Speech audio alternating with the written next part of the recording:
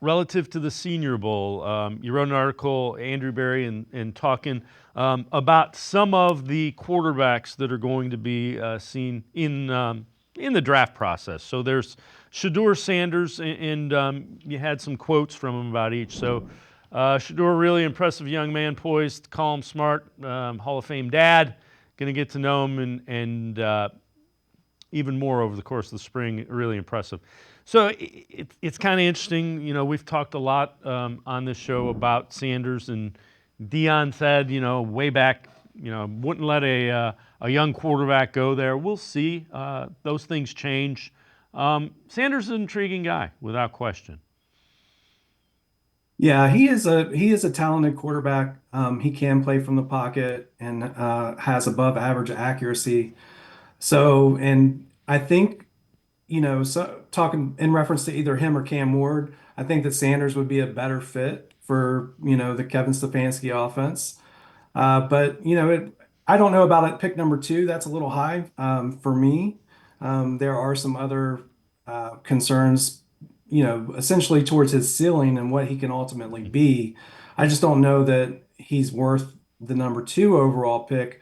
But I do think that, if you're looking for somebody to come in and play right away, I think that Sanders could be, and play well in your system. I think he could be a good fit for the Browns. Yeah, without question. And you know, the knock on him was there's not really an elite skill set. You know, not a great athlete, not a really strong. I mean, they're above average, but they're not elite.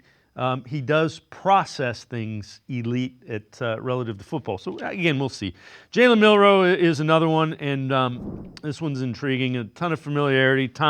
That's Tommy Rees, who was his OC with Alabama. He's now the Browns' offensive coordinator. The thing, you know, we have seen Jalen Milroe struggle during the first couple of days of practices at the Senior Bowl. It looks like he's working on his mechanics, and it's not quite there yet, and he's struggling. And today he made better throws, but you can see it's a work in progress relative to accuracy and the mechanics.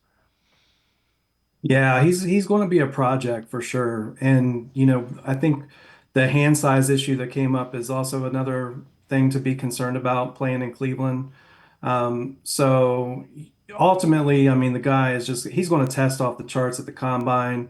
He's going to blow a lot of people away. I still think he goes pretty high, but like you said, I mean, he's definitely going to be a project and somebody that you're going to need to give some time to and, work through some of those mechanical issues and accuracy issues.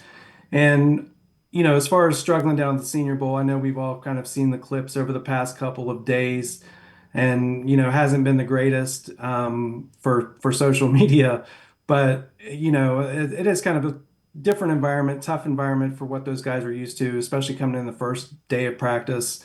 So, not having any rapport with any of the receivers and that kind of stuff, and the coaches asking them to do things from the perspective of evaluating them on the field down there. I think that most of the, like Andrew Berry probably already has a great opinion of, what kind of talent Milroe is and what he needs to work on. So I think from there, they're just really trying to soak up, other aspects of like how they talk to guys, how they interact. Of course, the interview is a big part of the process.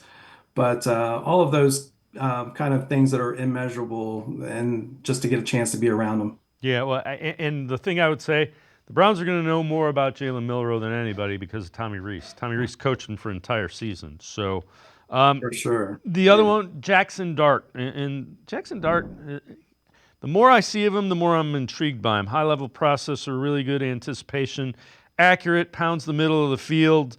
And yeah, you see that even when you watch him play. Probably has some understated mobility.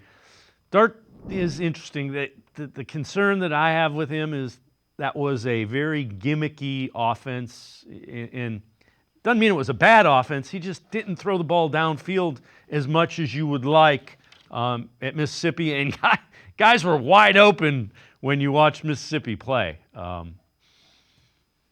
Yeah, that Kiffin offense down there is pretty unique, and really allows for a lot of, college production. So, but I mean, I was really struck by Barry's comments about Dart, I mean, I'm early in the watching process of him, but I've got a couple games in, but he called him an elite processor. Tommy Rees said that was the number one thing he's looking for in a quarterback for his system.